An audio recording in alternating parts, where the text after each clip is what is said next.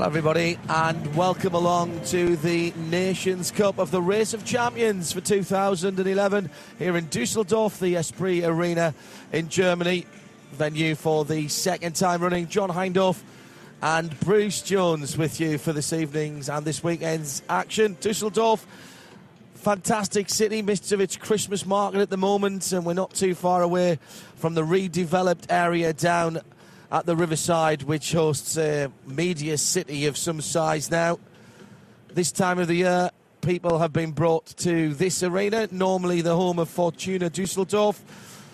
There are the thousands pouring in, John, and certainly they're helping to add some temperature. It's been very cold inside the stadium today. Start of the week, a full pitch. They played on Monday night, and since tens of thousands of tons of tarmac have gone down, a 100-ton bridge, you're seeing 3 days they took to lay this surface. It's the shortest amount of time that the Race of Champions has had ever to build a circuit in any of the venues, and they've managed to pull it off and to recreate exactly what we had here last year. And there we have a track, two parallel tracks, an inside and outside. For each lap, the driver does the inside and the outside. They go round another time, 1.2 kilometres of racing. Short, sharp, hugely enjoyable. Imagine that I'm the white car and Bruce is the orange. The car on the inside does 8 metres less per half lap, but then of course it balances itself out the next time around. So when you come to this point, Bruce is beating me by about that 8 metres actually. I'm starting to tire now. You can tell my driver's getting a little bit ragged. But you've got away from me there.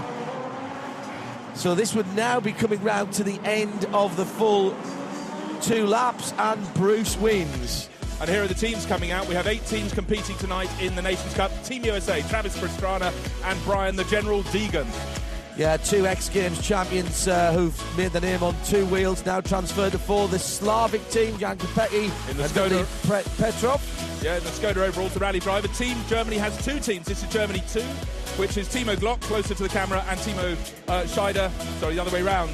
Scheider close to the camera. This is Team Scandinavia, or the Nordic team. Tom Christensen, the sports car fans will recognise. Juha Hannanen perhaps not so much.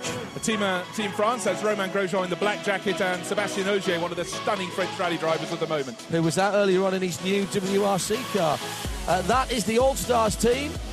David Coulthard, instantly recognisable, and Philippe Albuquerque. Winner last year, surprise winner for Portugal. Team GB, Andy Priaulx in the left of the KTM Cross Pro, and 2009 world champion Jenson Button are waving to the crowds.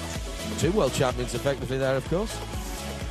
Well, indeed, Andy Priaulx, 3 world championships in the World Touring Car Series.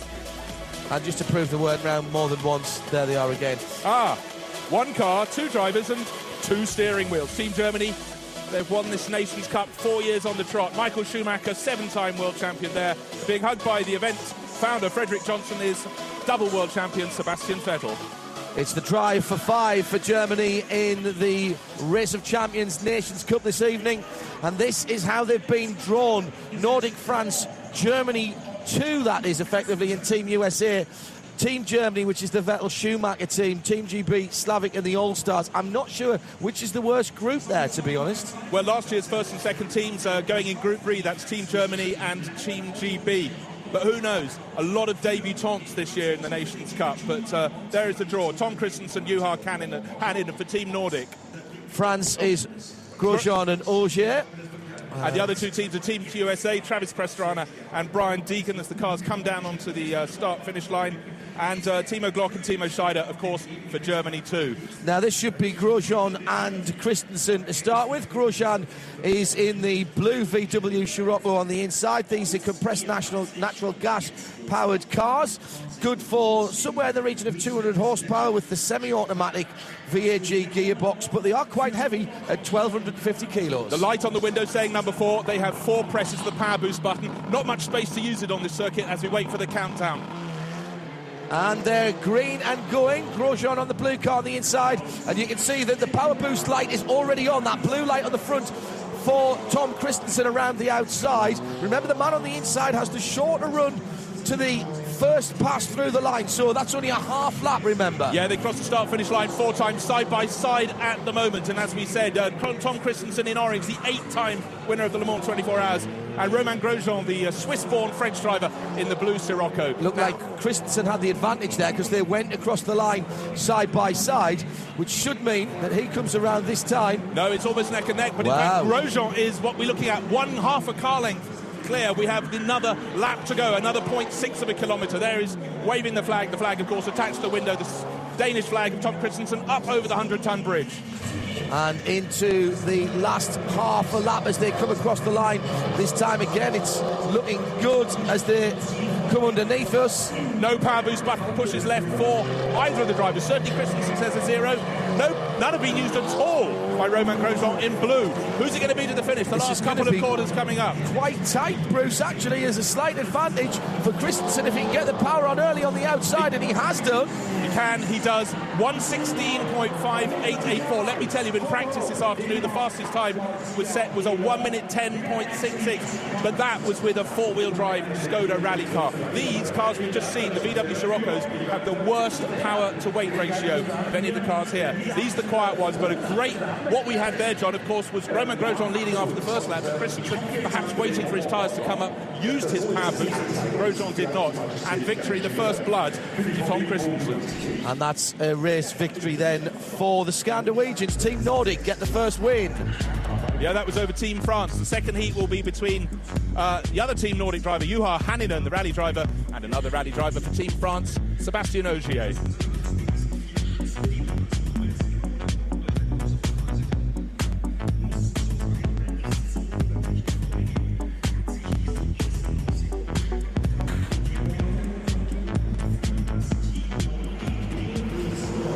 Well, a little earlier on, I suggested that the three of those four might go to Le Mans together. They've all got Mercedes connections, haven't they, in some way, shape or form? Coulthard, Schumacher and Button.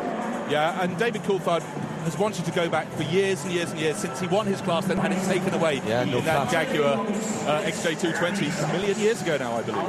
Heat number 2 then of Group A, and this is the Nordic team versus France. It's Ogier on the outside in the red Audi R8 LMS, running 20 kilos lighter than its balance of performance this season, but still with an awesome 525 horsepower, 1340 kilograms, but that gives it 400 brake per tonne. Hänninen on the inside, not frightened to let the cars move around. 4 times past the start-finish line, and it's got to be a win for France here, Bruce. Certainly a far better run off the start line from Sébastien Ogier. They look side by side, but the red cars had to go further to get to that first corner. The inside lap of the track, very, very different to the outside one. We will know not this time when they come to the start-finish line, but next time around. Don't forget, the outside track is the shorter one, 297 metres against 305.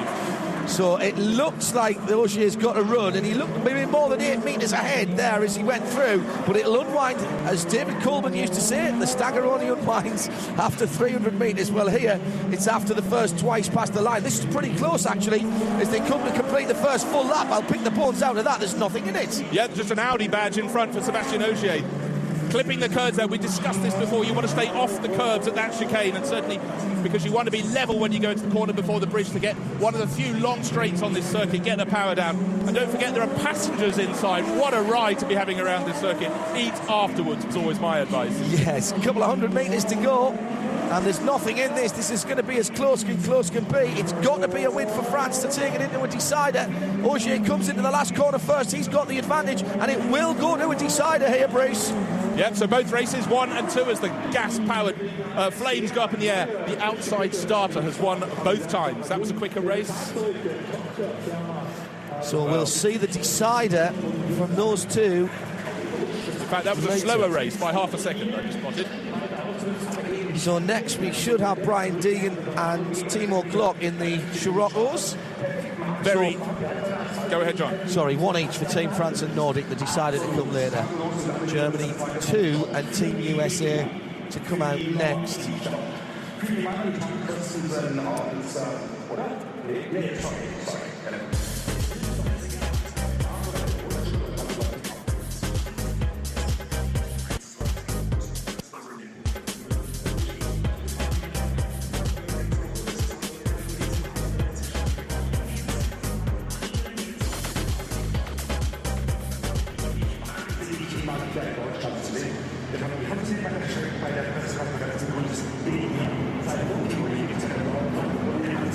So there is the driver changeover area, which is the underground car park beneath the Esprit Arena. And first time for the Americans. DC relaxing. Brian Deegan will be in the red Scirocco. Interesting cars these, because they have this semi-automatic gearbox. There is an option, Bruce, to put this into drive and just let the box do it for you. Well, you have to say around this circuit they've got enough other stuff to be getting on with, haven't they? There's literally not a straight worthy of its name. And we're still trying to work out how people have got into the passenger seat of that car. But wonderful, wonderful thing. If it's a competition, you've got to go for it. I'm actually quite pleased I'm sitting up here. Glock and Deegan leading out for Germany 2 and Team USA. Team USA have got a surprisingly good record in the Nations Cup, and particularly with Travis Pastrana. Yeah, and Travis Pastrana and Brian Deegan, the driver we're looking at in the other car, totally different background to anybody else here, because Deegan, our motocross rider, absolutely extraordinary. They sort of invented a sport to go with him, which was the X Games. He's won it 13 times. Travis Pastrana, a mere 11. Yeah, and he just made the same jump that, if you pardon the pun, that Pastrana did a few years ago, from 2 to 4 wheels. Pastrana is taken to the rallycross and the rallying part of X Games like the proverbial duck to water, and Brian's made the same jump. Travis was on his own for Team USA, wasn't he, a couple of years ago, and kept having to jump through, and I seem to remember he got through to the knockout stage, I think, at least to the quarters, did he? Beaten finalist. Beaten finalist, was it? There you go. Must have been some quick driver changes. Am I changing with myself? Yes. So out they come. They've got to negotiate the underground car park here at the Esprit Arena, but... So here is the Scirocco, as we've said, just over 200 horsepower. That's on the boost, 200 when it's standard. Front-wheel drive, of course, but relatively heavy at 1,250 kilos, giving it a power-to-weight ratio, I'm afraid, of just 167 horses per tonne, as opposed to the Audi that's got 392. A challenge in its own right, though. Oh, Norbert Haug has come along, but Supremo of Mercedes Supersport. See, he's managed to get into the driver's lounge. Oh, actually, they're outside the driver's lounge. Well, he that's hasn't got an orange pass either. Yeah, that's the driver collection area. They store their helmets and drink apple juice, by and large. Apfeltasse. So the Stars and Stripes proudly flying on the top of the red Scirocco, the Sat 1 logo for Germany 2, their local television channel here, and they do have studios down in the Media City here in Dusseldorf. Now looking to see the orange car with Timo Glock on board, as we say, Germany 2. Will it be 3 wins out of 3 for the outside circuit? Or the outside starting point? Of course, they do 1 lap followed by another, and they swap around. They do the inside and the outside on both of those tours. 1.204 kilometres from start to finish. Race 3. Time, quickest time for the VW so far, set by Tom Christensen with a 1:16.5, and we're off and racing. Pretty even start. Not fussy cars off the line, these Sciroccos. They do seem to do what it says on the box. And this is very tight at this point. We've been watching a bit of practice, and we've got a couple of places on the circuit where we kind of take an idea. Again, if you're watching this, the orange car will go across the line first, but that is not a full lap. That's only a half lap. Only a half lap indeed, and they've both had 1 push of the power boost. You got 4 for the whole race, and our theory is use them on the second lap by and large when your tyres are that little bit warmer, but it ain't warm here at the Esprit Arena. Let's see, completing the first lap, and it's still the advantage to the outside line, and that is Timo Glock for Team Germany. It's going to be about half a second there. It's a little bit more, 7/10. Glock riding the curbs in that Scirocco as he goes up and over.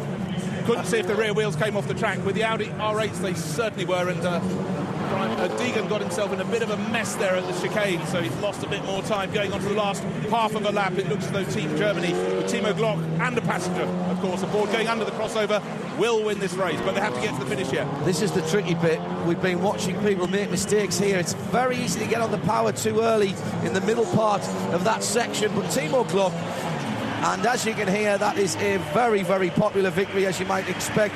A 1:16.9, not as quick as Christensen earlier on, interestingly, but he did use all his power boosts. He ate all his vegetables. Yes, he did. So the USA yet to get on the board. You'll notice that we've got a number of cars with Volkswagen Audi Group connections here, including the Scirocco's, the Audis, of course the KTM Crossbow's got an Audi TFI engine, and we have already seen the WRC Polo with Sebastian Ogier demonstrating that, and we were tweeting a little bit, a few pictures of that earlier on at Specutainment. If you want to drop us a line here at Specutainment.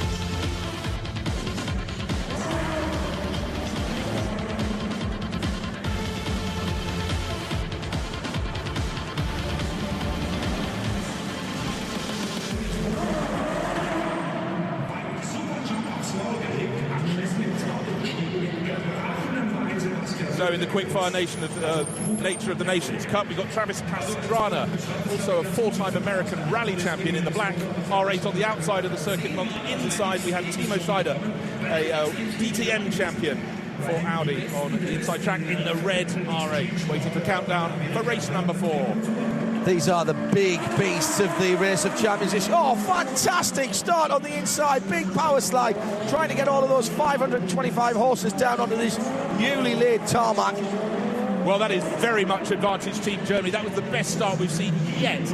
Maybe Travis Pastrana was dragging a little bit behind. Going over the end of the first half lap, the black car with Team USA is leading in terms of where you are when you cross the start-finish line. We'll find out the true advantage next time around, but in fact I would say Travis Pastrana is picking up the pace.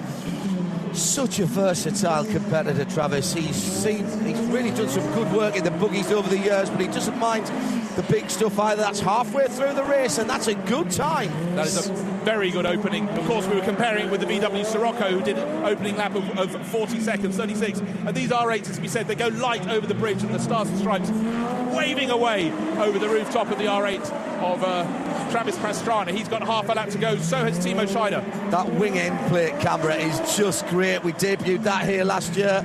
I know that people are watching all over the world on the race. Oh, a little slide by Pastrana in that tricky chicane. He's lost a bit of his lead. No, winning I think slide. It's going to be enough. 1:10. Is that the quickest we've seen this afternoon? No.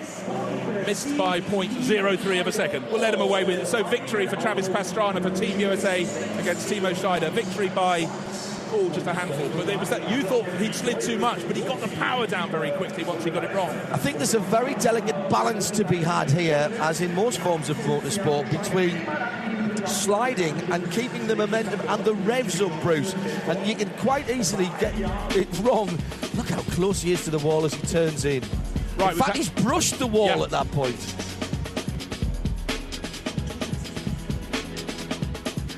Just looking at the overalls, though, they just totted up the first 4 heats, and the German team is leading with a combined time of 2 minutes 29.8, and then Team USA 2:29.0, Team France 2:30.0, and Team Nordic lagging somewhat 2 minutes 31.5.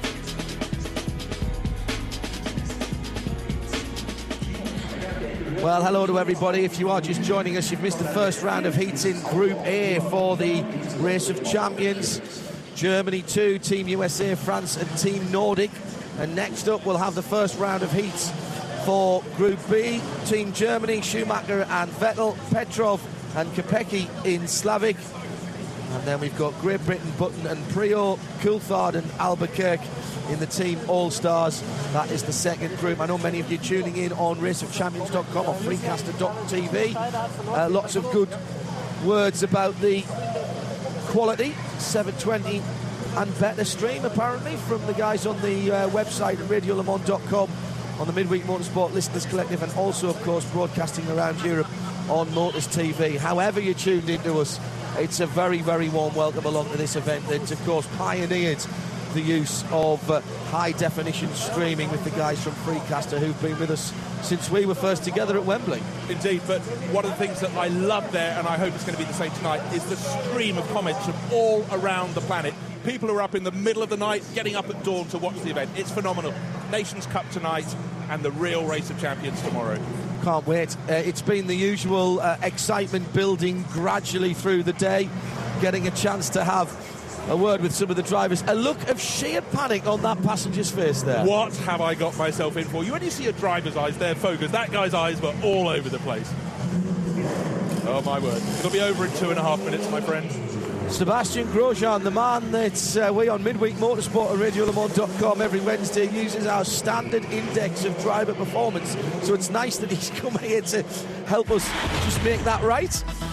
Here's the crossbow KTM. It's a little Audi engine, 2 litre, just around about 240, 250 horsepower. There is a slightly more powerful one, the R at 300 horsepower, gives it a power to weight ratio of 303 horsepower per metric ton.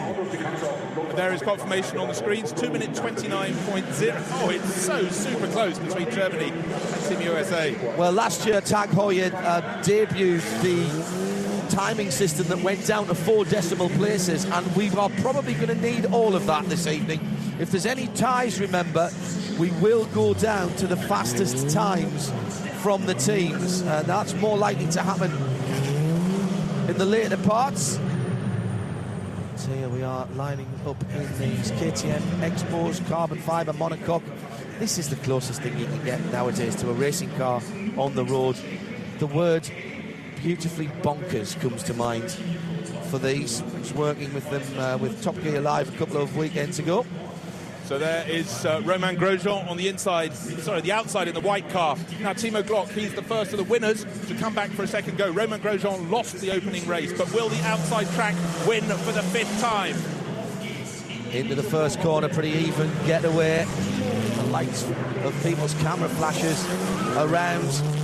Fabulous onboard footage there, looking back at Timo Glock and then looking forward on the right hand of your screen as Romain Grosjean and his absolutely frightened passenger. Nowhere to look, does he? He's almost lost it completely going up through the first corner, hammers the curbs, and you can see the suspension working hard. And it's a slide and a miss, and this is a disaster for Team France. He was our first spinner today in practice and now our second spinner this evening. So he was actually ahead at that point. So very sad indeed for Romain Grosjean. He's nearly spun it again, so his passenger at least will have something to tell his children about. Yeah, he's getting value. He's certainly getting value. But remember, this is a deciding heat. Oh, no.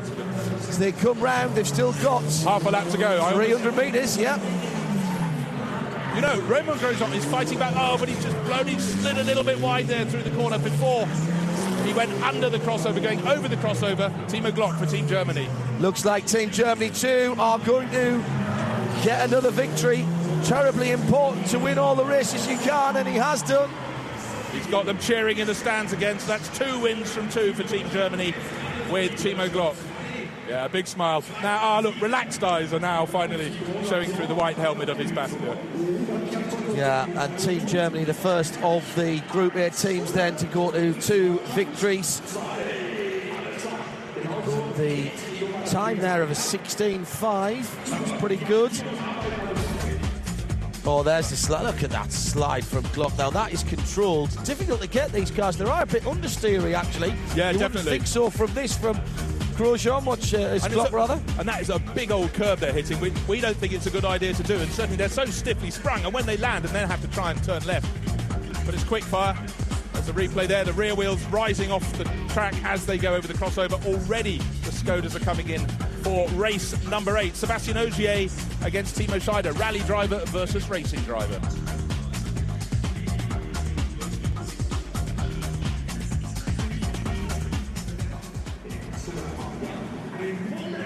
These little Skodas look absolutely fabulous. On the start line then for race number 8, Group A.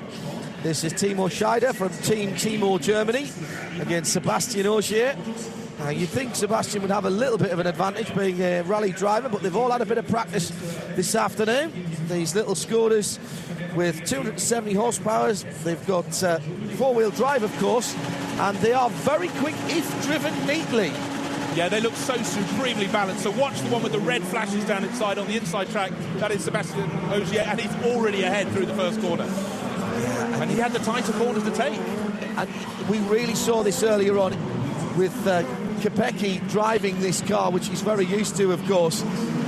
You would really expect them to be sliding these 4-wheel drive cars around much more, but they're on a little bit of a drift there by Scheider.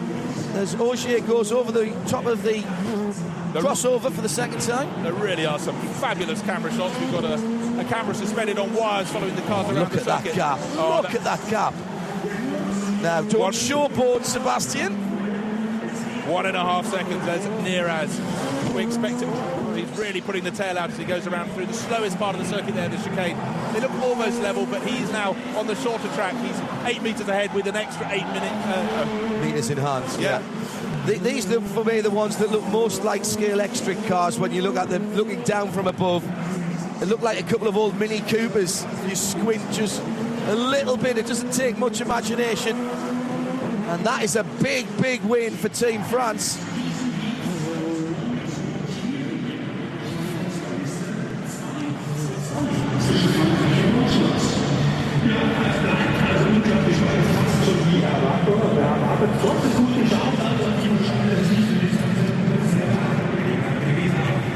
Okay, Team Slavic, Jan Kopeshki, welcome along to the Race of Champions, and you're first up against Sebastian Vettel. So how do you feel? It's very interesting. Thank you very much. It's nice pleasure, because it'll be first time that I'm going to meet him, and it'll be on the track, which he knows very well, and I think he's going to be very, very quick.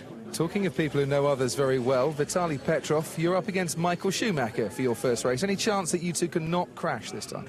You're right, but this time we have separate roads, so now I hope, he will not touch me. But anyway, it was a good season 2011 together with him, and now we will see who is stronger. But I think he have a little bit advantage because he was racing here quite a lot of times, so he knows more or less what to do. Absolutely. Enjoy it, boys. Where's that flower? Thank you very much, Andy Priaulx. We'll be back in a bit. What was I saying about Andy Priaulx taking this seriously? The curse of the commentator strikes even in the driver's lounge. This is Team Scandawija coming out with Tom Christensen and Brian Deegan, both in the KTMs. So we're heading all the way through the Group A heats. Yeah, each of the drivers gets to drive 3 different cars. So they come out 3 times. We've already seen Timo Glock with 2 wins, Sebastian Ogier 2 wins. Can Tom Christensen and Travis Pastrana make it 2 wins apiece in these next 2 races? There is the Great Dane in Le Mans victory to his name. It's not just the fact he's got 8 points, it's the amount of time, the little amount of time that he achieved. I mean, quite a remarkable achievement. I know everyone will say that Audi have dominated the last decade or so, but he was, let's not forget, he got 2-3 of his wins before that. Entirely, and when he's racing for Audi, he has 2 other cars entered by the same stable, so he's not racing in the best car. But we watched him here through practice, super, super smooth. On a circuit where people are dabbing the brakes, flicking the tail around. He keeps it smooth, very quick. Great crowd. In fact, looking down from our commentary position, still coming in through the doors. Just can't wait for tomorrow. For the Race of Champions itself, where we find the ultimate driver. Tonight, we're fighting for the nation. In some ways, we expect that the guys don't take this quite as seriously, but actually, when it's a team event, you don't want to let your teammate down, do you? No, entirely. So there is TK, just finding neutral. He's on the inside track. The Spider Cam looking straight down on them. Had that been there when the Red Bull motorbike men were here, they'd have taken it out. They were going so high over the bridge. Forward, sideways, upside down. Well, Pastrana and Deegan could have got on and done that, of course. That's right. Yes. That's right up there, takeoff ramp. Deegan then in the white and Christensen in the orange. Better start for Christensen by half a nose down into the first corner. Both turning left, the tighter inside circuit and the shorter but wider outside circuit. Deegan needing a win to open his account here. Back up his team leader, Travis Pastrana. Coming down to the first quarter of the race. Big slide by Deegan. That's not going to help his cause at all. Well, he wasn't 8 metres ahead there as he went across the line. Now, can Tom Christensen capitalise on that? Not quite sure if they balance up the driver's weights in this, because these little crossbows with just 790 kilos in the car, you don't want someone like me sitting next to you. That's real success ballast you don't want. See the understeer there from Christensen under the bridge, very tight to the bridge abutment there. Yeah, but he's coming up to the complete the first half of his second lap. It's very close indeed, but in fact now Christensen in the orange crossbow has the shorter run to the finish line. Shorter by only 8 metres, but such a different nature between the inner circuit and the outer circuit. Over the bridge, back wheels off the track and down again for Christensen. Deegan's had a better second half of the race, but he's still not going to be there. Tom Christensen's going to take another victory here. He is Mr. Perfect as he clocks a 1:12.8, 2 seconds the difference at the line, and that's another victory for Team Nordic. So we've got France, Germany and Scandinavia all on 2 wins. Indeed, and we have three of the 4 drivers who won the 4 opening races have repeated. Now we're waiting to see if Travis Pastrana can put one over Juha Hänninen, but try and beat a rally driver. Mind you, he is a rally driver himself, Travis Pastrana, but Hänninen, more current rallying under his belt. He'll be on the outside circuit.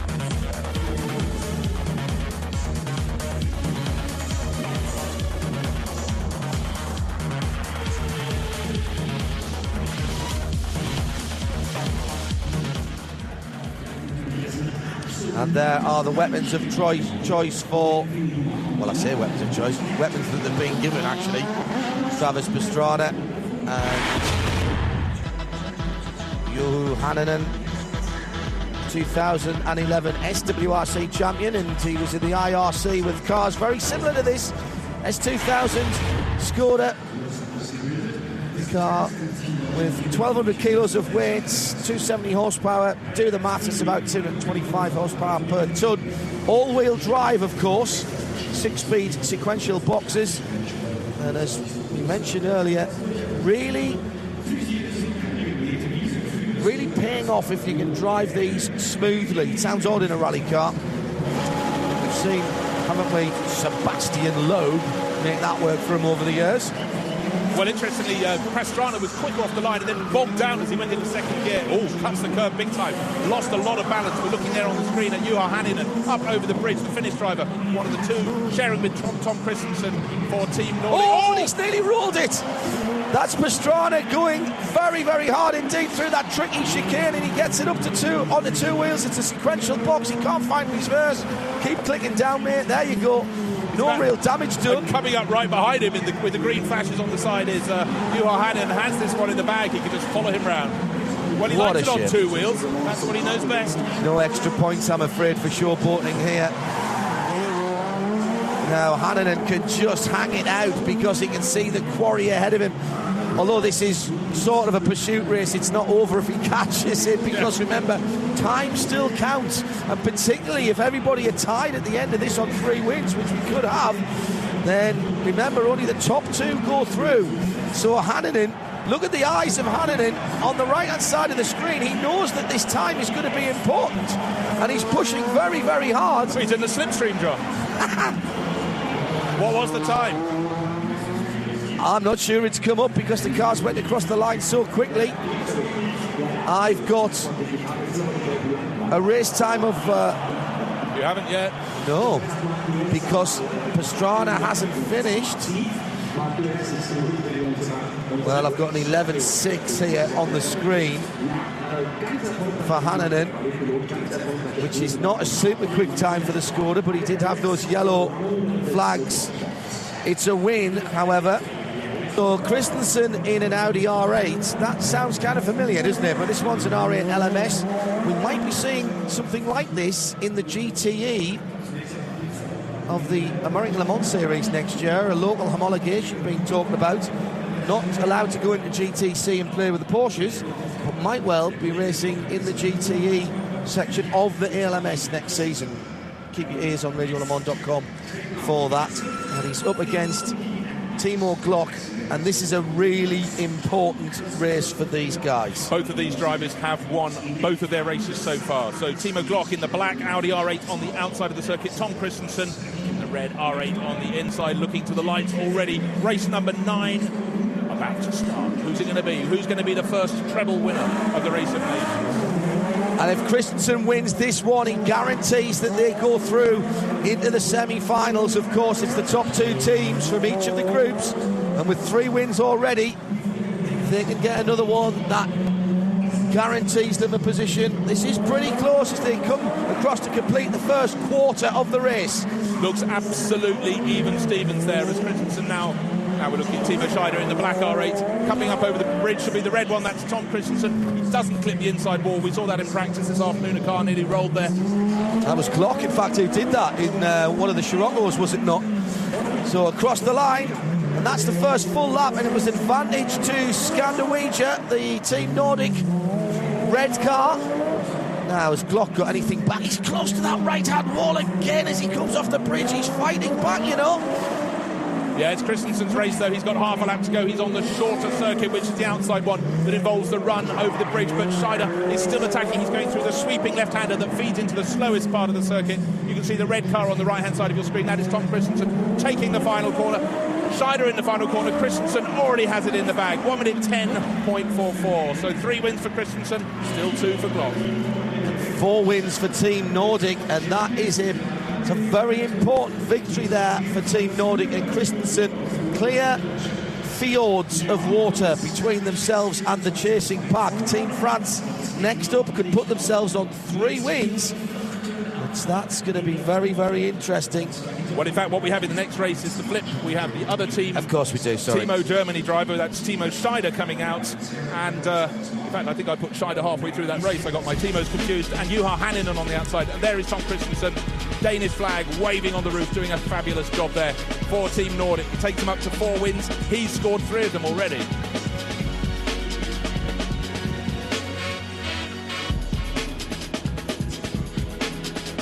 Difference is it sounds better. There is Team Nordic leading the way. That is their best combined 2 race results. 2 minutes 22.1. So this is the chance for another team to get close to them, because these are the fastest cars out here. That's a good point. Because the next race is in the VW Scirocco. So this is the chance for someone to topple Team Nordic. Moving into the last 4 races of Group A then. Top 2 teams going through. You've got to think that France, to have any chance really, have got to win this one. Romain Grosjean. Well, they do, because at the moment it's Team Nordic on 4 wins, Germany on 3 and France on 2. So can we get an upset here as they go off the line? Grosjean got a decent start. Yeah, it was a good start on the outside circuit. He's clipping the curve lightly, looking forward from Brian Deegan's car going under the bridge. Now he's going to that tight chicane, the chicane that Team USA does not like. It's the one that his teammate Travis Pastrana vaulted onto on the... Big tail slide by Brian there. You saw the camera clipping to the left, and that's cost him some time. Grosjean pushing on hard at the other side of the circuit. This is still on board with the American car. Whoa, that's where it goes light, that's where it goes heavy, it comes down. And don't forget, of course, Grosjean is the driver with 2 spins to his name so far, behaving very well so far, but this is really, really tight. I think Deegan just clipped the outside wall with the right rear as he was going across the start-finish line there. He's trying very, very hard indeed in the red Audi. Grosjean knows that the pride of France is on his shoulders right now. I think he's got a big enough lead going to the last half lap. But there's still plenty of chance. He's still got the tightest chicane on the circuit to negotiate. Under the bridge he goes for the second and final time as Deegan goes over the top of it. They're both into the final corner, but I think Grosjean will do it for Team France on the outside part of the circuit. There he is, and Deegan wide behind him in second place for Team USA. It was a good second half of the race for Deegan. He'd be cursing himself that he was slightly too harsh on the right-hand pedal coming out of that long final corner. Twice he lost it, and big slides there. Yeah, drove very well thereafter, but 1 slip is all that it takes to have the difference between first and second in this. A lot of the drivers make the mistake going right into the final sequence of corners. Unfortunately for Team USA, Deegan did it early on. They balance out. He drove well thereafter, but Team France scoring that vital 3rd win. So Team Nordic have 4 wins, France 3, Germany 3, and USA just the 1.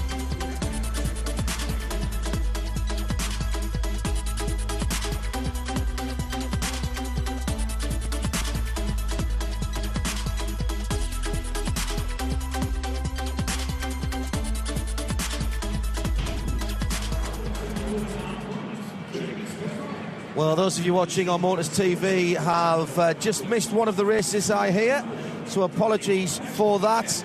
You've just missed Romain Grosjean taking a 3rd victory for Team France ahead of Brian Deegan for Team USA, who's still propping up Group A's table with 1 victory. Apologies for problems at your end, but you have still got time to watch the closing stages with 3 races left, with one race left, excuse me, of this Group A, and it's, well, to coin a phrase, crucial. That was Travis Pastrana for Team USA on the outside circuit for the start of the first of 2 laps for Team USA. Sebastian Ogier on the inside, a slightly better start for Team France in the red Sirocco. And if France can win this one, it will push them up into 4 wins and put them through without the tie-break being required. At the moment, Nordic on 4, France on 3 wins, Germany on 3 wins, but France have the better time. France have by 0.05, 1/20th of a second, the fastest combined time, as a very nice person brings us some food. Hurrah! Thank you, to Emma. our commentary position. Now looking around as they come towards the end of the first part of this race, and it's Team France leading the way. Sebastian Ogier, he does the start of his second lap there. He goes round the tight left-hander. Now you're going right, a little flick, and then under the bridge. And you're still keeping the pad down, using one of your power boost buttons, extra 25 horsepower for taking it up to 225 horsepower. So Team France going very well. Sebastian Ogier going hopefully for his point as he's going towards maybe Team France's 4th win of this championship.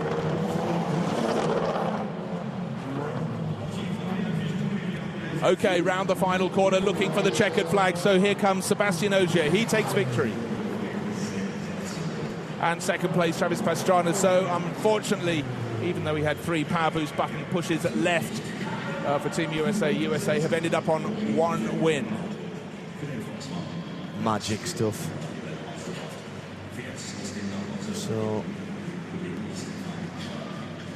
So Sebastian Ogier scores his 3rd win. Tom Christensen also has 3 wins under his belt. So looking good for Team France and Team Nordic. So there will be our 2 semi-finalists from Group A. There you can see the dancing pattern of the rally expert, the ace there, Sebastian Ogier, pulling the punches for Team France. On board with Michael Schumacher. Slight advantage, I'd say, to Schumacher going to that first corner. Very slight indeed, but of course he had a tighter first corner to go into. Now let's see, they're coming around across the start-finish line for the first time. That is the end of the first half lap. The car that started on the inside of the circuit is now on the outside. So Schumacher now on the outside. He'll go to that little chicane. He'll bounce his passenger around a bit. Then he'll put the power down now over the bridge. Very tight indeed. But, oh, gosh, it really is. This is tight. No, Schumacher's ahead. See what Petrov can get the power down. No. He comes out, he is, but no. Did Schumacher miss a gear? No, I just don't think he can get the power down. It's very slippery on that inside line. Petrov ahead then? Yeah, Petrov is definitely ahead now. Schumacher is having to fight harder than he needs to, and Petrov's had a good half lap here. He certainly has. I thought he was about to drop it in that final corner. Well, as I said before the race, Petrov bound to win. Thank goodness that's clairvoyant. Last 300 metres then through the chicane. This could be a massive upset for the Formula 1 newcomer. Better second lap from Schumacher. Oh, this is who's got the power on? Who's it going to be? It's Petrov. No, Petrov got it. Petrov got it. Whoa, 0.05 of a second. Well, that's not a bad debut for Vitaly Petrov. My word. The Slavic team not expected to do so well by us. What do we know? They've turned us over straight away. Ripping sound, that's the script. Yeah, next to you here is me chomping on my hat. Well, a reasonable... I've got to say, a fair play to the crowd. They've given Petrov a decent applause there as he's come round. They certainly have, but I'm still convinced that Michael, when he was completing the first lap, missed a gear coming over the start-finish line, because he was ahead coming out of the corner. I know he's on the slower, tighter line, but he just bogged down. We'll find out later. Hopefully Crofty will catch up with him for an interview. Well, he's going to be down in the driver changeover area, isn't he? Look how close it was on the line. It's an crossbow nose, isn't it? 0.0517 of a second, if you want to write that down somewhere. Actually, I'll just write that down somewhere. I have. Right, so the quickfire nature of the Nations Cup. Already the cars are just squeezing through the barriers to get onto the grid. Now it's your first chance to see the ROC car. John, tell us about these. These are rear-wheel drive, 170 horsepower from an 1100cc engine, just 475 kilos, and that gives them a power-to-weight ratio of a very nice 357 brake horsepower per tonne. Now, double world champion in the past 2 years in Formula One, Sebastian Vettel on the outside line in the white ROC car. Jan Kopecky, the rally star, on the inside starting point in the orange ROC car. Wow, Vettel very quick down the hill, as we call it, off the bridge. And certainly I would have said a slightly better start from Kopecky, but Vettel has really nailed it. Super precise. Look at that. He understands how to pour power, doesn't he? And it's just the way he gets the weight transfer in these cars. They look fairly simple, but look how hard those front suspensions are working on these little rock buggies. And that is a huge lead at the end of the first full lap. 1.8 seconds. This is the kind of domination that we're used to seeing in Formula One qualifying from the young Vettel. And he is still so young, that's the thing, isn't it? Needs tidy, he gets the car sitting down on the brakes, then turns it in, and it's on the power so early. But when you look at the car, when it brakes, it really dives down onto its front, but it is all about weight transfer in these ROC buggies. Look at the movement on suspension, it's absolutely phenomenal. Looking after the checkered flag, and there it is. Now, that's what Team Germany wanted. That's what the crowd wanted as well. A domination. That's not a victory, that is taking apart Kopecky. 2.8 seconds. The difference, just blown him away. He smashed him into pieces. Well, we talk about it's a combination of speed and not making mistakes. He had speed and absolutely not an inch out of line. Listen to the noise. Yes, the stadium is awake now. That was a really important run from Vettel. He needed to get that line in the sand and get on the board for Team Germany. Just watch again the front suspension, just what we were talking about. He gets it down so he can get it turned in. As soon as he's got the front end biting, bang, back on the throttle. Beautiful to watch. And changing gear as well, not just going round in one gear. Changing radio station, I believe. He had time to do that. Look again, watch him heel. There'll be a big dab on the brakes when he turns it in. And see the difference there, that front end's not loaded up on Kopecky's car, so it drifts wide. And goes sideways. Yeah, didn't get the car to rotate around the front wheels. It's amazing. He just understands it so well, doesn't he? Yeah. Look at the difference at the same point of the track there, how he got that car turned in. Wonder what he'd be like when I ran the car there. Somebody. A snowmobile, anything, a power truck, you know.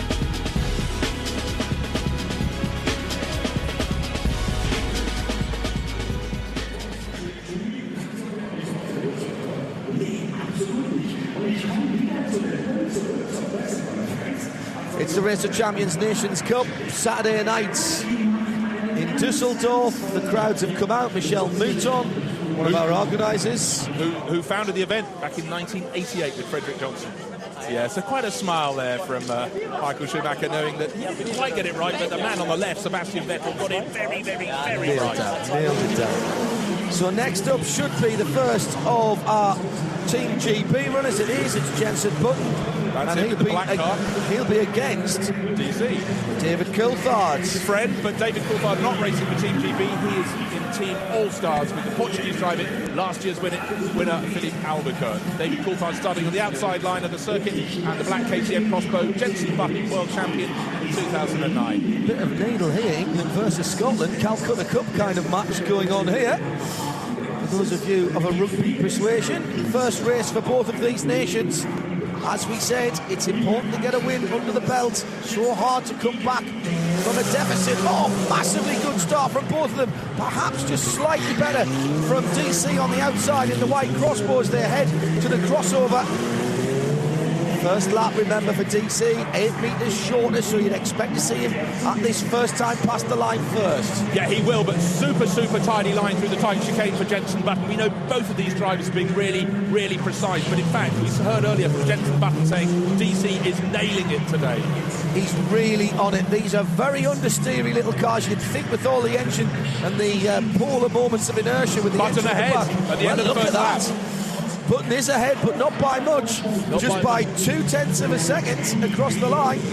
You'd think with all the polar moments of inertia, the Audi engine at the back of these cars, that they would rotate around the front wheels, but you've really got to get them in deep.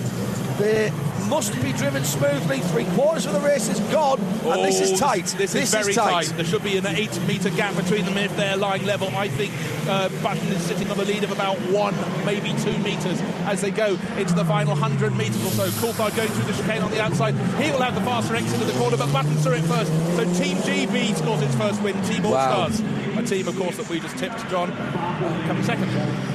Well, we've just turned everything upside down here. 1:11.6. 1:11.0. No, sorry, 6. Yeah. Can't read. For Jensen. As we move on to the second page of races, we'll welcome in race number 16, which should be the Rock Buggy, Prio and Philippe Albuquerque, but not until we've seen some highlights from that. GB versus the All-Stars. Jensen Button taking the first win for GB.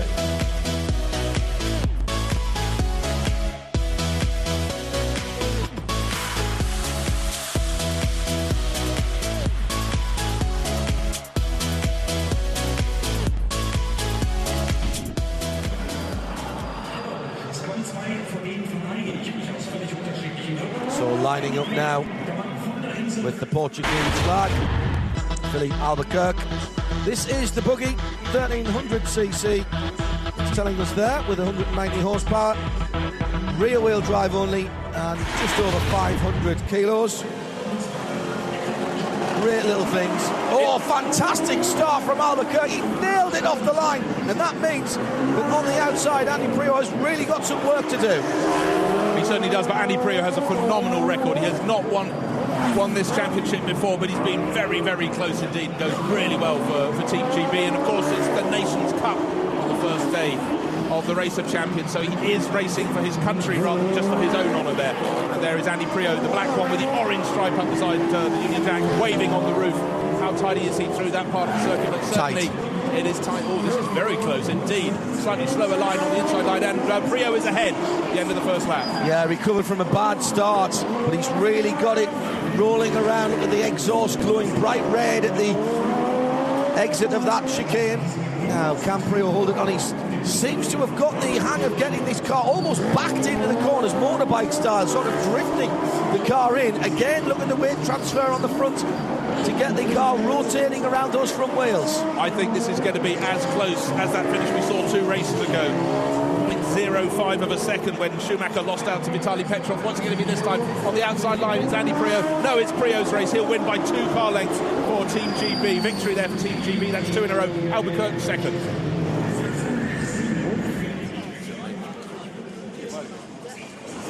So that's 2 wins for Team GB, and they head the table at the moment. Both Andy Prio and before him Jensen Button have won their opening race. Remember, Schumacher has a loss against his name already. Team Germany played 2-1-1.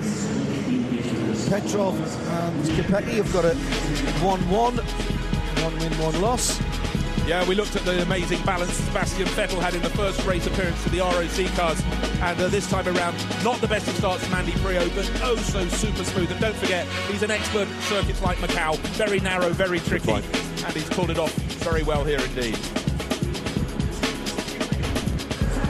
So next up, we shall have Coulthard and Schumacher, but before that, as the crowds here are entertained by 2 wheels, let's head down into the driver lounge, into the crossover area, excuse me, because we've got Neil Cole standing by with the winner as Craig Pfeiffer, the BMW Street Bike rider, and Neil is with Sebastian Vettel, who won his opening round. So it's the end of the season, but a very good start at the Nations Cup for you. Not so great for Michael, but what a dominant victory there. Yeah, I was lucky. I don't know, I had a good feeling. You know, the rock cars are quite nice to drive, but the funny thing is, around here you never know, you know, you feel comfortable with the car and then you get you get beaten. So it happens, it changes quickly. So I enjoyed it. hopefully that, started off on a good rhythm, and now we see what we can do. Now, it's been raining outside, but of course the Esprit Arena has a roof, so it keeps it dry. But is it slippery out there? Describe the surface compared to what you're used to. Outside or inside? On the circuit here. It's getting better, actually. I mean, you can see there's more and more rubber coming down, so it helps us. Tricky, it's really tricky when you go out and the cars are still cold. But yeah, it's getting better. Circuit improves, so helps us all. And this weekend, your favourite of the cars to drive, of all of them? Must be the Rock Buggy. I think it has always been. Depends. Now I'm in the KTM. I have a bit of a love-hate relationship. So I lost the last 2 years in the real Race of Champions, always with the same car. So now I try to, wake up and finally get it right. Power. Good. Cheers. Thanks. Yeah, that's a good point. Hasn't always got on with the KTM crossbow. Does have that understeery nature. You've got to be quite aggressive with it. Maybe that's why he doesn't like it. Tom Christensen through the semi-final. Before we talk to Tom, that is not Kimi Raikkonen's new teammates at Lotus Renault for next season, although he fancies his chances. Tom Christensen must fancy your chances. 3 wins out of 3 in the group stages. Yeah, it was a good start, and the cars performed really well. The first heat with Grosjean was close in the terms of also the cars were on cold tires. But in generally, the circuit or the arena this year has a little bit more grip, and the audience is fantastic. So yeah, we enjoy ourselves. You must do. It's your 11th consecutive year at the Race of Champions. Yeah, I'm getting older, but the fun is always there, and it's sort of a lot of camaraderie. The last race before you go into the winter season, and Christmas, family time. So it's always good to be here. Good fun. Don't think about Christmas too much, but Santa might bring you another win. You never know. Thanks, Tom. Pleasure. What a competitor TK is, and just a lovely bloke as well. Now there's Michael Schumacher, winless at this point. No pressure, Michael. Home crowd. Penalty shootout. Nations Cup to win. You've won it 4 times in a row. What's wrong with 5? So he's in the white RX 150. Yeah, up against David Coulthard. The RX 150, normally seen off-road, feeling at the British Rally Championship, is a class for them for young drivers. It's a Honda-powered 2-wheel drive, rear-wheel drive buggy. Just under 1,000 horsepower, 16-valve Honda engine, 6-speed sequential gearbox. Oh, actually, that isn't the RX 150. No, it isn't. They've swapped cars on us. They have. So ROC buggy. Yeah, let's make a note of that. So David Coulthard, it's the black one with the orange side. There is Duncan Coulthard, David's father, having words with Tom Christensen. Supported David all around the world for 20-odd years. Oh, plus his karting career, that'll be 30 years then. I like to do that. Great atmosphere always.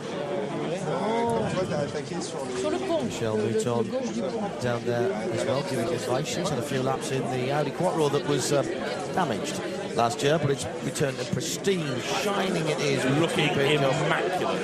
Yeah. Being revved up it was earlier on for a few laps. I'm sure we'll see it at some stage in the weekend.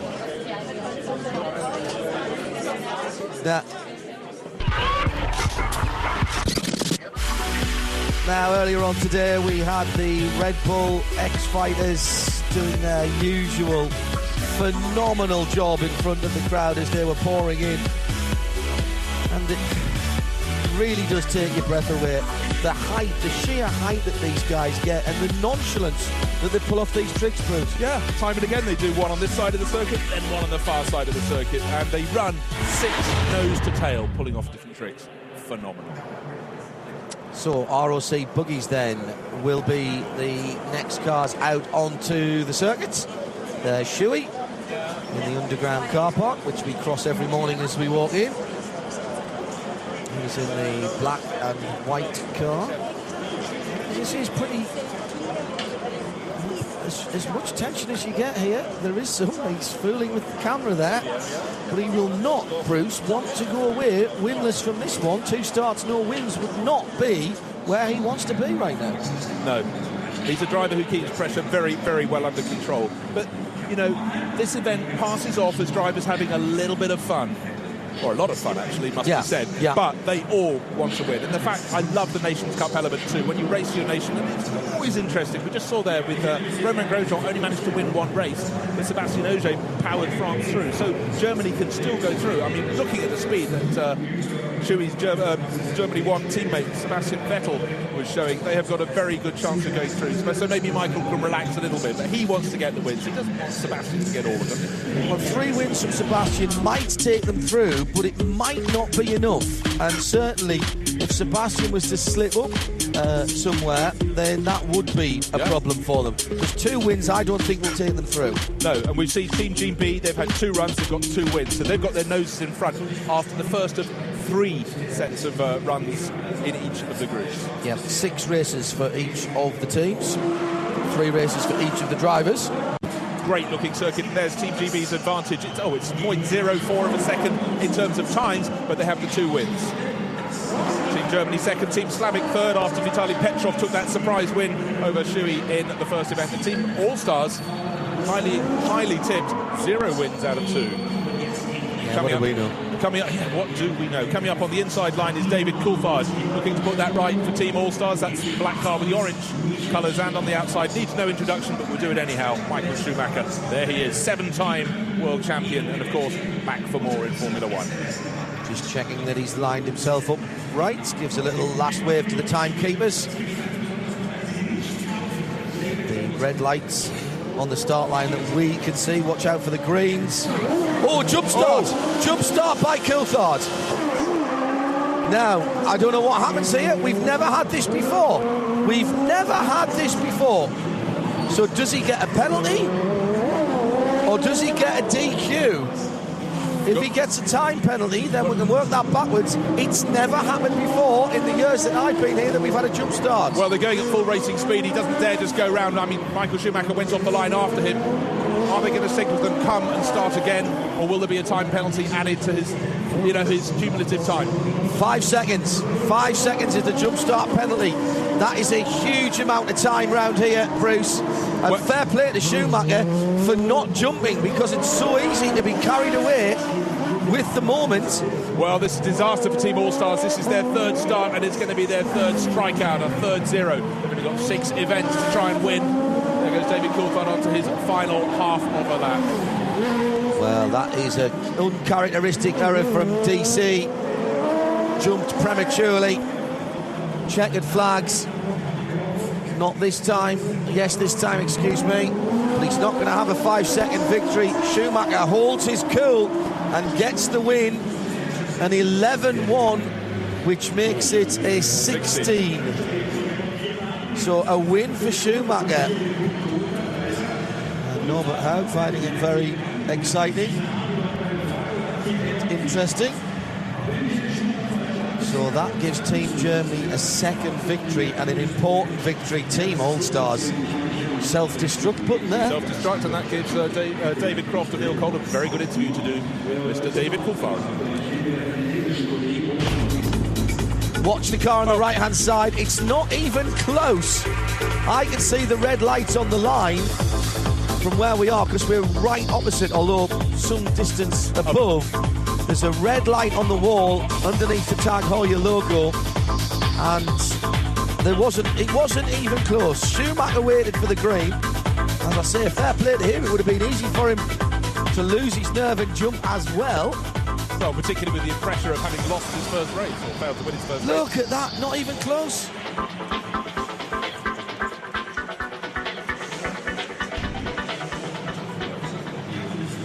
We move on then to race number 18, 1-8. And welcome back Sebastian Vettel and Philippe Albuquerque. And the nemesis of Vettel, if there is one in the race of champions, is this machine. His fan club sitting over to our left, spelling out who they are supporting in the grandstands here in Düsseldorf. Well, if ever there was an important race for Team All-Stars, this is it. They lose this, they are out of the Nation Cups. Philippe Albuquerque, though, did win the whole event last year. He was the champion of champions. He's in the white KTM crossbow on the outside of the circuit there. His eyes staring forward. Sorry, in fact, those are Sebastian Vettel's eyes. And in the distance was the yellow helmet of Philip Albuquerque had a better start again from Sebastian Vettel. What can he not master? Well, he says he doesn't like this crossbow. Understeers too much for him. The Audi engine at the back producing 250 horsepower. Driving the back wheels, of course. I reckon he's got about a 4-metre advantage as they start the second half of the opening lap. A 2-lap race, 1.2 kilometres. Super smooth. Look at how he puts the steering wheel back to straight before he turns it the other way, just for a split second, to settle the car down. It's those little things that you do notice, and that's given him at the end of that first lap a 7/10 advantage. They tell you to do that when you're doing slalom courses in cars, but you forget about it because your mind can't work as quick as his can. It's brilliant. It is astonishing. A lot of these wheels have a vertical point marked on them, but I don't think Sebastian needs that. He's got the feel where he can sort it out. This is a very close race indeed. There is Sebastian Vettel, the orange-flanked car, looking at him from one of the nose cameras. A fabulous, fabulous rise for the man. So the win for Germany coming up here. The crowd noise tells you. They're on their feet up here. 1 minute 11.76. Very, very quick indeed.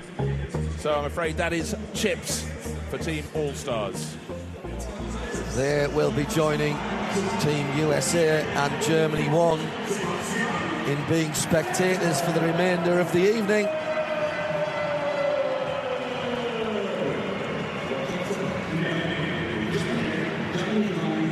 Sebastian Vettel takes. He's got that helmet on again with the flashing logo, the Wings for Light logo. And if you're watching on the TV around the world, on the website, wherever, it is flashing. It's one of those self-powered logos like they use. You can see it there just on the chin piece. Let's go down to the All-Stars and David Coulthard. So, David, it didn't manage to give a full sort of competition to Michael there because you seemed to jumpstart. Talk us through what happened. I never did that when we were racing F1 together, I don't think. Maybe once. I don't remember. Yeah. Neither do I. But I was convinced. He psyched me out, I think. He sent some weird energy over, and I looked at the red light, and in my mind it went out. And then as I pulled into second gear, I thought, shit, it's still on. So, anyway.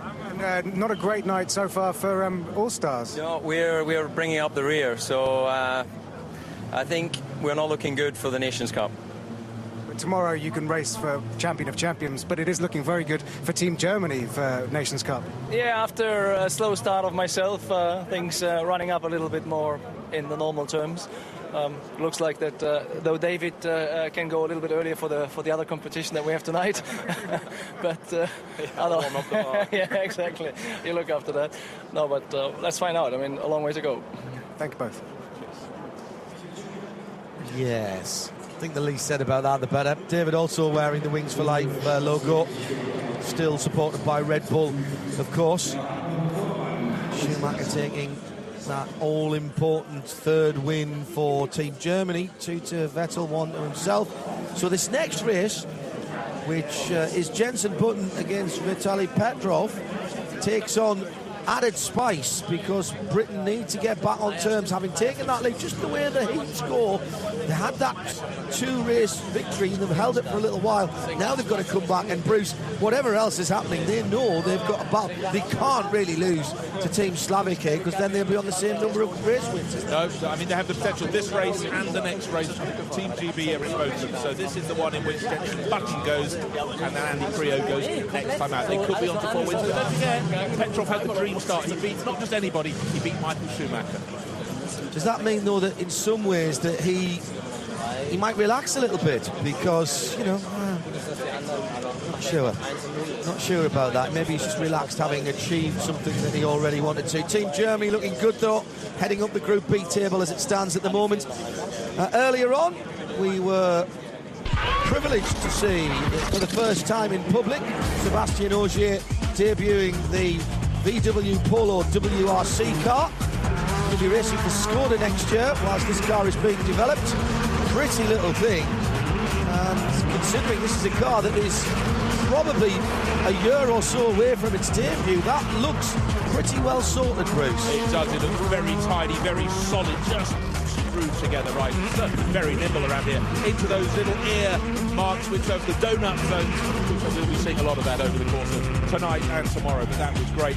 Thoroughly enjoyed by the crowd as they came in here early this evening. Yeah, nice touch. VW Group, a big part of what's going on with the Audis and, of course, the Scirocco's and the WRC car. We've also had a celebrity race here for the new VW Up City car as well, which was quite interesting. David Croft there in the middle, watching that with us. And there is Sebastian Ogier, who will be campaigning for VW Audi Group next year, as I say, mostly in Skoda's developing that VW Polo WRC. Now let's get back to the matter in hand. It's Group B, and this is a very important race indeed. At the moment, Team Great Britain in second with 2 wins, and Team Slavic in third with 1. And leading them round in the car with the orange stripe up the side is Vitaly Petrov, Russian driver, representing, of course, Team Slavic, one of those combined teams with Jan Kopecky from the Czech Republic. And then going on to the outside track, once they've opened the gap in the barriers for him, for Team GB is Jensen Button, as we said, world champion for Braun GP back in 2009. And not too shabby a year in Formula One with him for McLaren. Runner-up to Sebastian Vettel, 3 wins. Very, very fine wins. That win in Canada was just the most phenomenal drive. Back to the very tail of the field, back to the front. Will he get the start right, unlike David Coulthard? Green light, slightly better start from the car on the inside line. That's Vitaly Petrov. Side by side round the opening corner on the outside line, going towards the corner before the bridge and coming up over for the crossover. Jensen Button in the black number, and on the outside circuit at the moment is now Vitaly Petrov for Team Russia. Made a little bit of a mistake coming out of the first corner. Petrov clipped the right-hand curb going under the bridge, a bit hard, Bruce, and that's cost him. And it's cost him dearly. It's amazing how small mistakes can make big margins here. It is, but how hard do you push? Because you know that a small mistake, as you say, could cost you so much. But we're dealing in 0.05 of a second. That's the gap, the smallest win we've had so far. Well, Jensen Button back to his starting point, and at the moment he's cruising with an almost 2-second advantage over Petrov as he comes round to cross the finish line for the penultimate time. He'll have just under 300 metres to go as he comes through. And look, Petrov not even in sight as he went across the line. This is a great run from Jensen Button, and will surely take GB onto 3 victories, tying them with Germany. Are we going to see another semi-final runoff between Germany and Great Britain? Well, that was a super easy win. What was the time? 1 minute 15.0, but the main thing was the sheer margin there. So Team GB also up to 3 wins, but okay, we haven't seen... They're not all in equal cars yet. We've got the quick ones to come for Team GB, but Andy Prio next time out. But they are down on time, but equal with Germany on wins. 3 wins apiece. The run there from Jensen Button. So the table now with Germany and Great Britain equal on wins. But I just want to point out there, that win was 2 seconds slower than Michael Schumacher managed 2 races ago. Very good and that's point. why the gap between them is 1.6 seconds. And that's pretty much all in Michael's time, isn't it? That's very, very good spot, Bruce, watching the timing screens that we've got here. So we move on to race number 20. Andy Prio for Team GB lining up on the inside line in the black, all black KTM crossbow and the white and black KTM crossbow.